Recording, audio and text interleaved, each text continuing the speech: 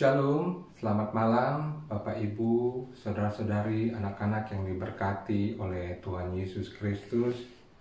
Firman Tuhan pada ibadah keluarga malam hari ini diambil dari Yeskiel pasal 37 ayat 24 sampai 28 yang dilatar belakangi oleh umat Yehuda yang sedang berada di pembuangan di negeri orang Kasdim, di negeri Babel.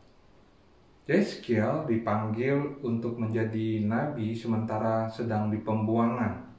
Yeskiel mendapat tugas panggilan dari Allah untuk menjelaskan alasan terjadinya penawanan dan pembuangan, kemudian menubuatkan kejatuhan Yerusalem, dan juga bertugas untuk menubuatkan umat yang terbuang itu untuk kembali kepada Allah, dan juga memberikan harapan yang baru tentang janji Allah tentang pemulihan dan pembaharuan.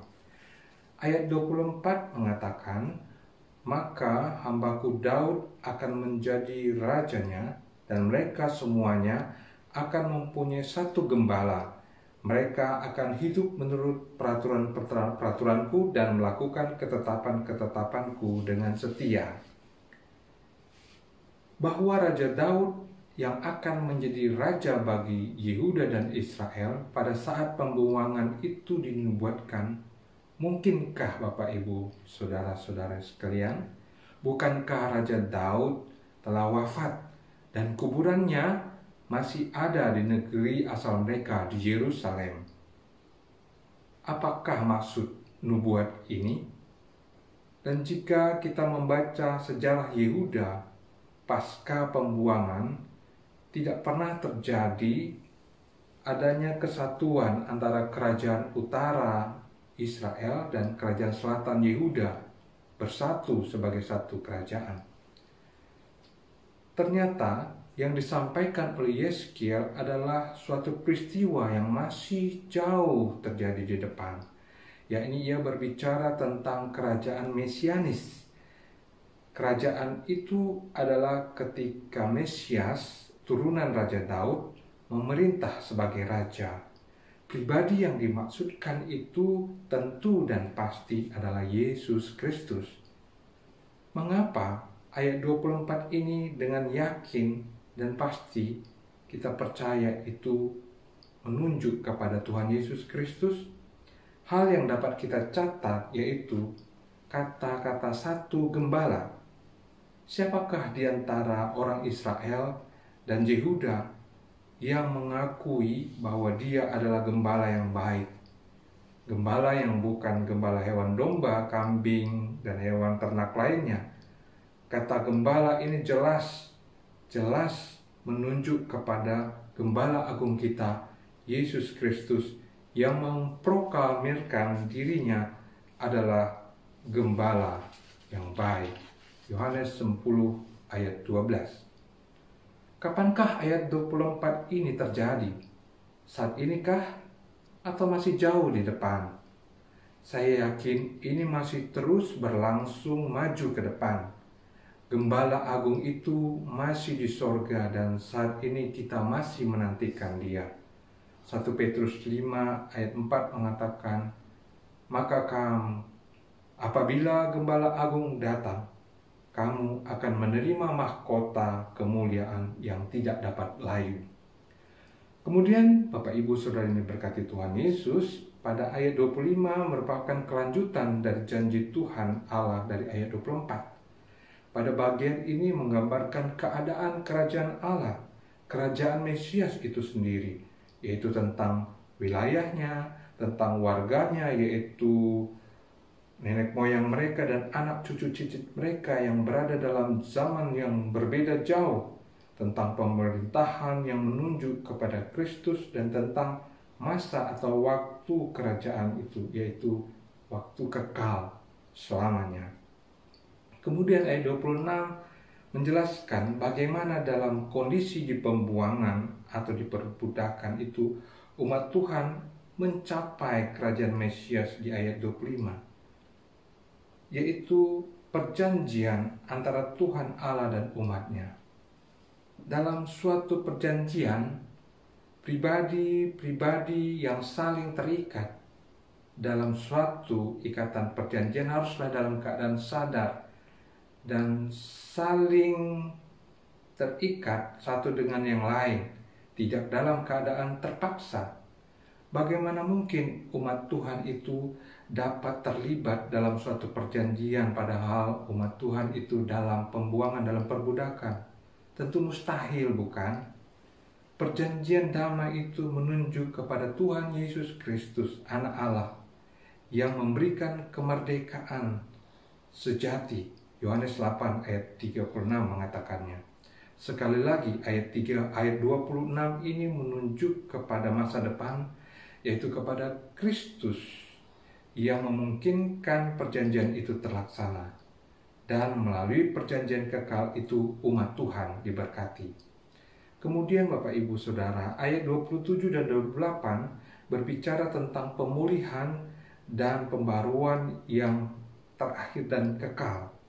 Hal ini berbicara tentang penegasan kembali akibat dari perjanjian damai itu, yaitu dipulihkannya hubungan antara Allah dan manusia yang sudah rusak sejak di Taman Eden, sejak kejatuhan Adam dan Hawa. Manusia yang memberontak pada Allah, manusia yang meragukan kasih Allah, telah dipulihkan menjadi manusia baru yang mengasihi Allah dengan kemerdekaan yang telah diberikannya.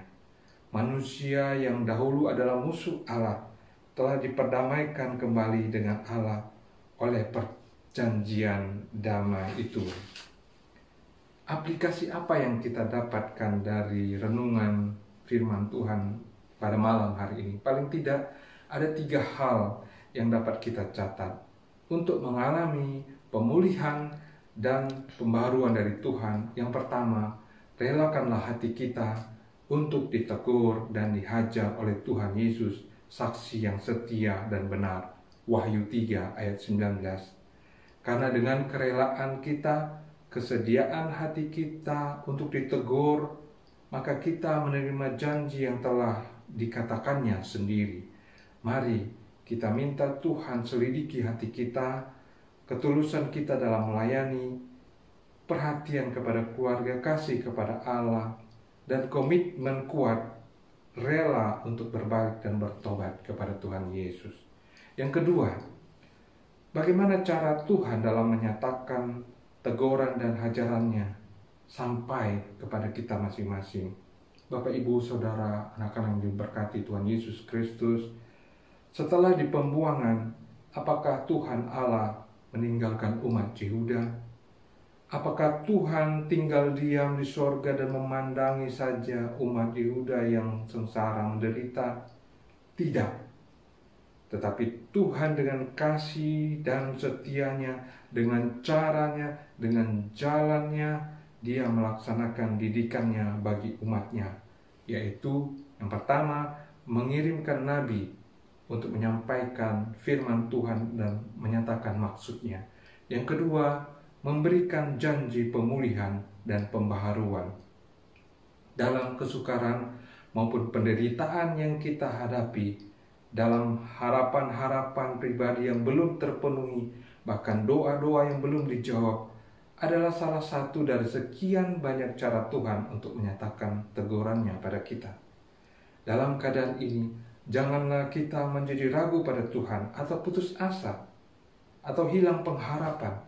Tuhan Allah telah memberikan firman Tuhan dan janji pemulihan dan pembaharuan di dalam Alkitab. Oleh karena itu, mari kita baca dan percaya. Terhadap janji pemulihan itu, kita harus meresponnya dengan tekun. Karena di dalam percaya pada janji itu, kita dengan sabar menantikan penggenapannya secara bertahap. Tahap demi tahap, selangkah demi selangkah kita maju. Kita menyatakan juga bahwa kita bukanlah anak-anak instan. Kita bukanlah anak-anak gampang. Tapi kita adalah anak Tuhan yang mau dibentuk, yang mau berikan suatu tugas dan tanggung jawab yang harus dikerjakan. Kita adalah anak Tuhan yang bersedia dibentuk Tuhan dan tidak mengeluh, tidak bersungut-sungut, dan walaupun sakit kita tetap bersyukur dan berkata, Tuhan, bentuklah aku seturut kehendak-Mu. Yang ketiga, apakah yang kita perbuat tatkala jika kita sudah melewati kesusahan, penderitaan, ataupun ketika masih dalam tahap proses pendidikan Tuhan, apakah yang kita perbuat?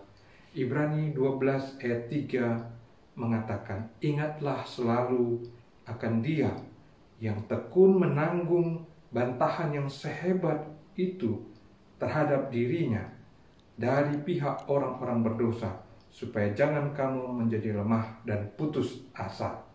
Kita yang sudah mengecap janji pemulihan dan pembaruan itu, kita yang sudah dimerdekakan dalam Kristus, maka marilah kita menjadi saksi Tuhan bagi orang lain di sekitar kita, menyatakan bahwa Mesias Tuhan sudah datang dan telah memperbaharui dan memulihkan dalam penderitaan, kematian, dan kebangkitannya, menuju penggenapannya dalam perjanjian yang kekal yang sempurna, saat tempat kudus Tuhan, Yerusalem baru, turun dari surga, dari Allah pada langit dan bumi yang baru, saat tempat kudus Tuhan berada di tengah-tengah umatnya selamanya.